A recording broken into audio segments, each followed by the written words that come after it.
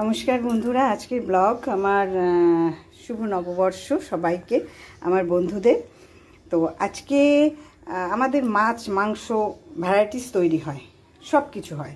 তো আজকে কি বাজার করেছি দেখুন, তারপর রান্না করেও আপনাদের দেখাবো। রান্নাটা যতটা পারি আমি ততটা শেয়ার করব। আর কি বলবো, দেখুন কি এনেছি। দেখুন, এটা পার্শে মাছ পাতলা ঝোল হবে। এটা মটন খাসির মাংস কষা হবে। এটা সর্ষে দিয়ে ভোলা মাছটা হবে। ইলিশ মাছটা ভাজি হবে দু পেঁয়াজির মতো। আর এটা কাতলাটা দেখি কি করি, এখনও জানি না। তাহলে আমার মাছের আইটেম। আর এদিকে আমি চালটা ভিজিয়ে রেখেছি, দেরাদুন চাল। এটা দিয়ে ফ্রাইড রাইস টাইপ করবো,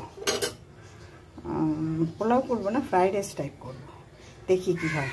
আমি রান্না শুরু করছি, তো এটা দেখাচ্ছি, যতটুকু পারবো আপনাদের সঙ্গে শেয়ার করব। দেখুন, এই ম্যারিনেট করে রেখেছি। যে মশলাগুলো দিলাম, একটু কাশ্মীরি লঙ্কা দিতে হবে, সেটা আমি পরে দিয়ে দেবো। টোটালি ম্যারিনেট করে রেখেছি। এবার ধরুন আধা ঘন্টা এটা রাখবো। আধা ঘন্টা না 1 ঘন্টা রাখলে সবচেয়ে ভালো হয়, কিন্তু আমি আধা ঘন্টা রেখে দেবো।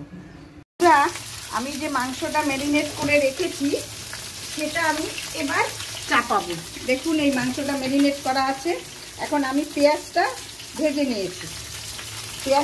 নিয়েছি। পেঁয়াজের মধ্যে আমি একটু টমেটো দিয়ে দিচ্ছি। টমেটো না দিলে না আমার রান্না হয় না, বুঝতে পেরেছেন? এই জন্য একটু টমেটো দিয়ে দিলাম। এবার এটা একটুখানি কি করে নেব, এটার মধ্যে বাড়িয়ে দিচ্ছি।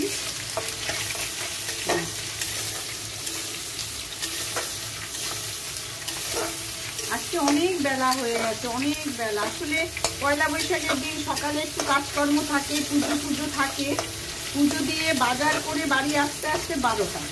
তারপর মা গেল চান করতে গঙ্গার ঘাটে। আমি যাইনি বলে আপনাদের সঙ্গে মার পুজোটা শেয়ার করতে পারলাম না। তারপরে রান্না চাপানো, তো বড্ড দেরি হয়ে গেছে, এখনো আমার রান্না হয়নি। সেই জন্য খুব সংক্ষেপে রান্নাটা করতে হয়েছে। দেখুন বন্ধুরা, তেলটা বেরিয়ে গেছে। এবার আমি এই যে ম্যারিনেট করা মাংসটা দিয়ে দেবো। এটা যে কতক্ষণ লাগবে তা আমি বলতে পারছি না। হ্যাঁ,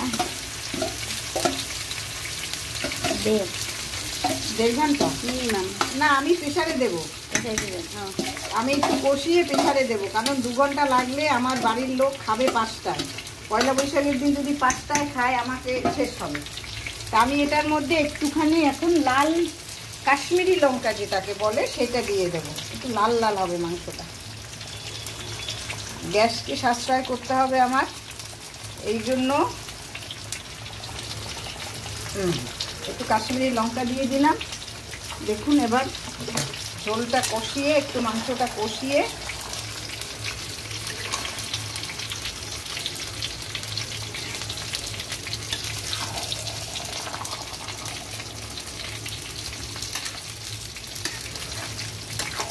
মিনিট 15-20 আমি কষাবো। তারপর আবার আপনাদের মাঝে আমি আসছি। দেখুন, মাংসটা আমি চাপিয়েছিলাম, মাংস কিন্তু আমার সাতলানো হয়ে গেছে। এখন যদি আপনারা বলেন এই ঝোলটা টানাতে অনেক সময় লাগবে, তো সেই জন্য আমি এর অত রিক্সে গেলাম না। আমি এটা প্রেসারে দিয়ে দিলাম। প্রেসারে দিয়ে দিচ্ছি সবটা। বলেছে তো সিটি 3-4টে লাগবে, কিন্তু আমি রিক্সে থাকি। 3-4টে একটু বেশি দেই আমি চিঠি সবসময়। জ্বর আসবে। দেখুন, এইটুকু আমি জল দিয়ে আমি ঢেকে দিচ্ছি, চাপিয়ে দিচ্ছি প্রেসার। হ্যাঁ, দেখুন আমার মাংস হয়ে গেছে। আপনাদের এত দেরি হয়ে গেছে আজকে দুপুরবেলা, খাওয়ার দিতে দিতে অনেক বেলা। এখন প্রায় বাজে 3:30। আরে বাপরে! তো এই জন্য আজকে আর সবটা আমি কাভার করতে পারিনি। তো মাংসটা আপনাদের প্রেসার কুকারে দিয়েছিলাম। প্রেসার কুকারে প্রায় 8টা সিটি দিতে হয়েছে আমার। তারপর গিয়ে মাংসটা দেখতে খুব সুন্দর হয়েছে, টেস্টি হয়েছে। দেখুন, এই একদম মটন কষা যাকে বলে সেইটা করে নিলাম। এটার সঙ্গে মাংসের সঙ্গে আজকে পোলাওটা করেছি, আপনাদের ভাত দেখিয়েছিলাম, তারও বললাম যে এত দেরি হয়েছে, কোনো কিছুই সম্পূর্ণভাবে দেখাতে পারিনি, কিন্তু পরে আমি একসময় দেখিয়ে নেব। আজকে দেখুন পোলাওটা কি সুন্দর ঝরঝরে হয়েছে, চমৎকার পোলাও হয়েছে। আর এর সঙ্গে আপনার পেঁয়াজ আছে, লেবু আছে আর মিষ্টি আছে। মিষ্টি মানে পায়েস আছে। আজকে পয়লা বৈশাখ, পায়েস না করলেই হবে না। খুব সুন্দর হয়েছে পায়েসটা খেতে। তো এটা দিয়েই আজকের এই রান্না হয়েছে। মাছ হয়েছে, আপনাদের মাছটাও মানে